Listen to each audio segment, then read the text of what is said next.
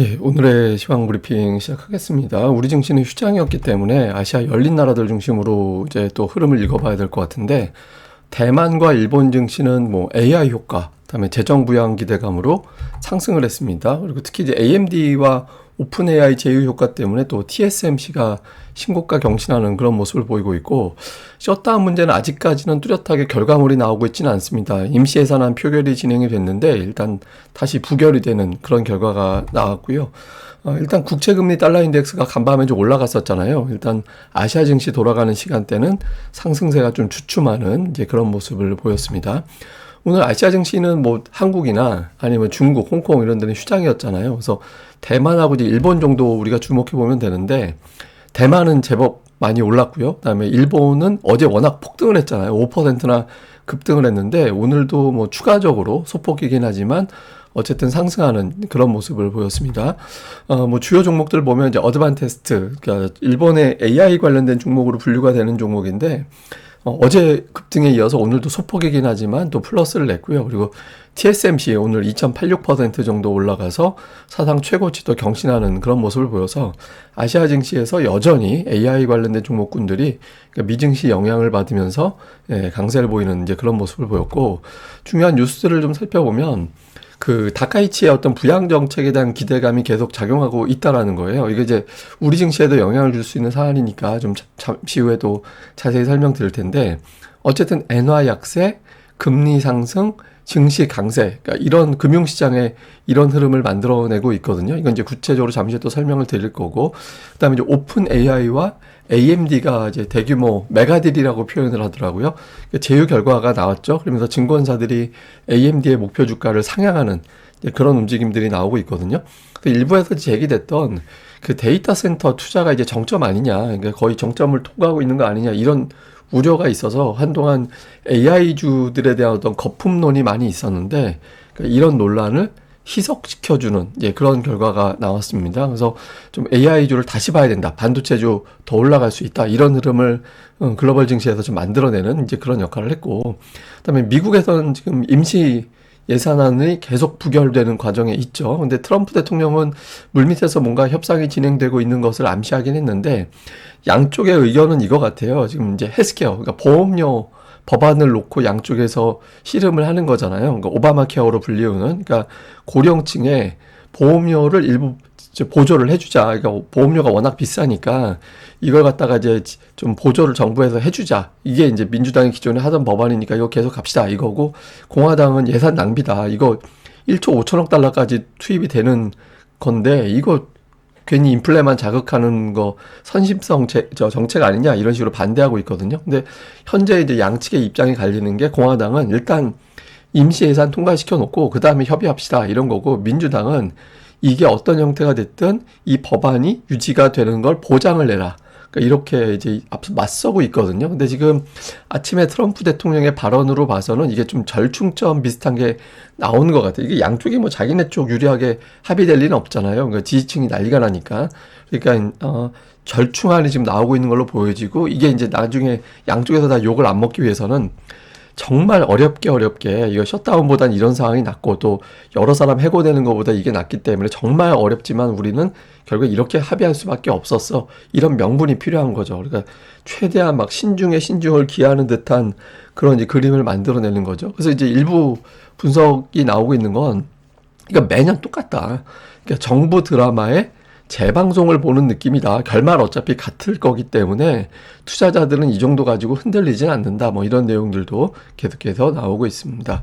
그리고 이제 또 하나 오늘 주목해 볼 만한 뉴스가 이제 블룸버그에서 나왔는데, 이게 이제 우리 증시, 또 이게 한때 글로벌 금융시장을 한번 흔들었던 뉴스이기 때문에 이제 한번 볼 필요가 있는 게, 그 엔캐리 자금이라는 게 있잖아요. 그러니까 일본이 금리가 싸니까 이 저금리의 자금을 빌려서 이 돈을 갖다가 여기저기다가 투자를 해가지고 거기서 수익을 내는 그런 방식을 이제 엔캐리 트레이딩이라고 하거든요.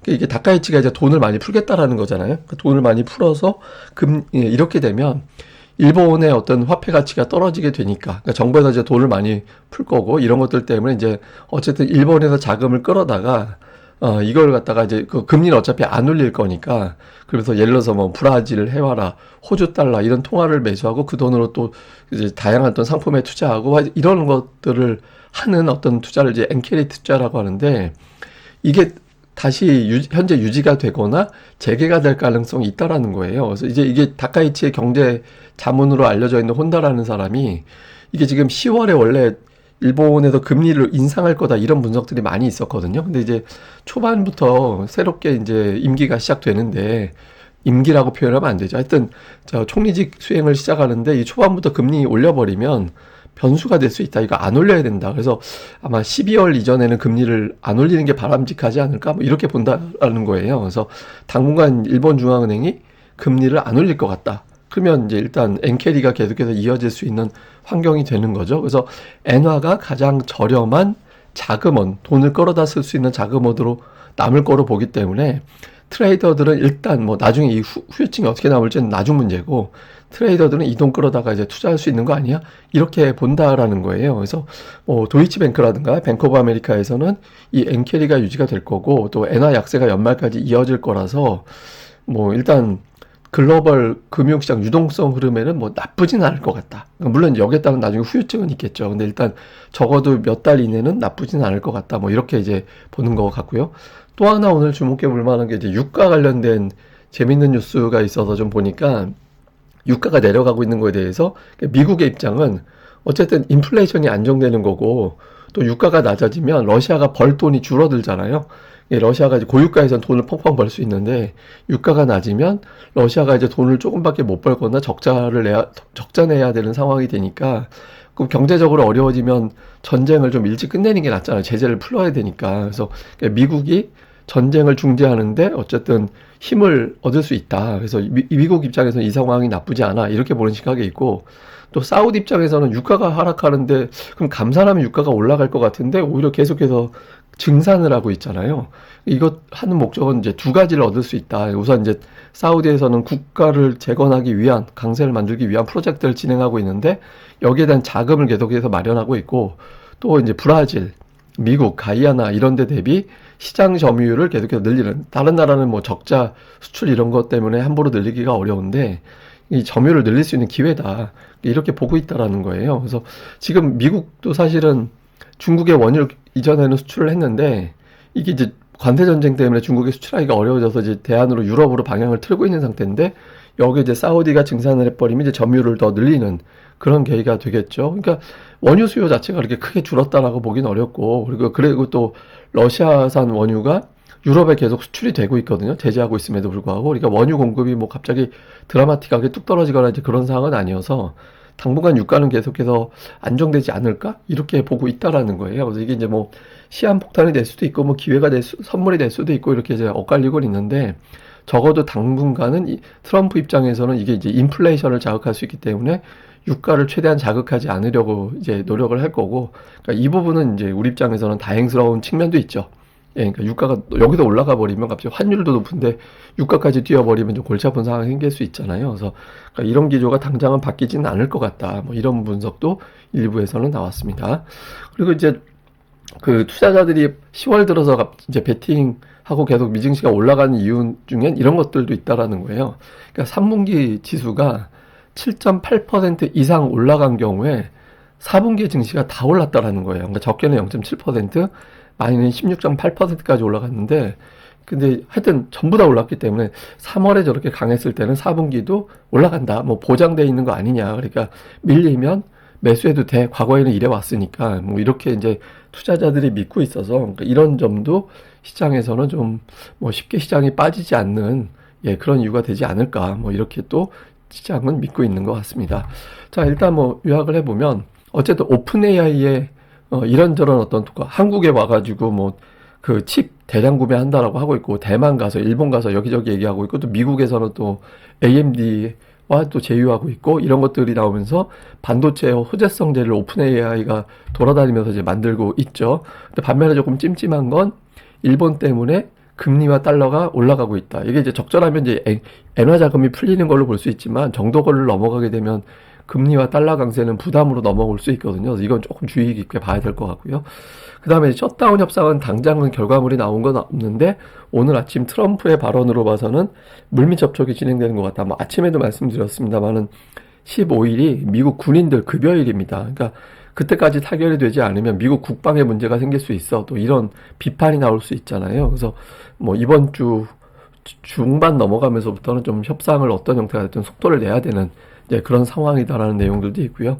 그 다음에 이제 미증시에서 우리가 봐야 되는 거, 테슬라 신차 효과가 어떻게 되는지, 그 다음에 AMD 뉴스에 밀린 엔비디아가 여기서 이제 반전이 나오는지, 그러니까 이런 부분들, 뭐 이제 우리 증시에 영향을 줄 수 있는 종목들이잖아요. 그래서 이런 것들이 어떻게 돌아가는지 잘 봐야 될 것 같습니다.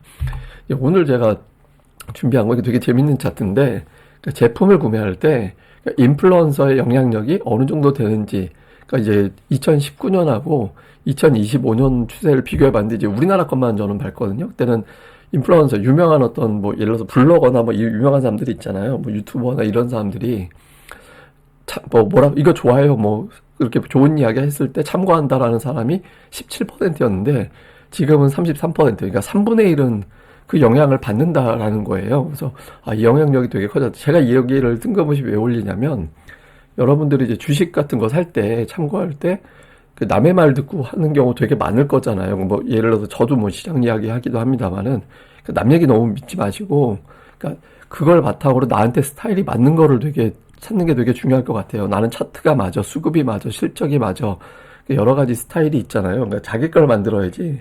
그러니까 남의 말 믿고, 그러니까 정말 나하고 스타일이 잘 맞는 사람을 찾으면 그것도 다행스러운 거긴 한데, 막연하게 한두 사람 거 믿고서 추종했다가 나중에 정말 큰 낭패 당할 수 있거든요. 그래서 뭐 남의 좋은 사람 만나서 이제 그 사람의 영향받는 건 좋은 거긴 한데, 최대한 이제 자기가 이제 자기 거 찾는 게 되게 중요해서, 그러니까 이런 것들 보면서 제가 이거 아차 잘못했다가 결정적으로 큰 거 당할 수도 있겠다 싶어서 우리나라 사람들 많이 믿는구나 라는 데이터가 보이길래 갑자기 주식시장하고 연결이 돼서 또 한 말씀 올렸습니다.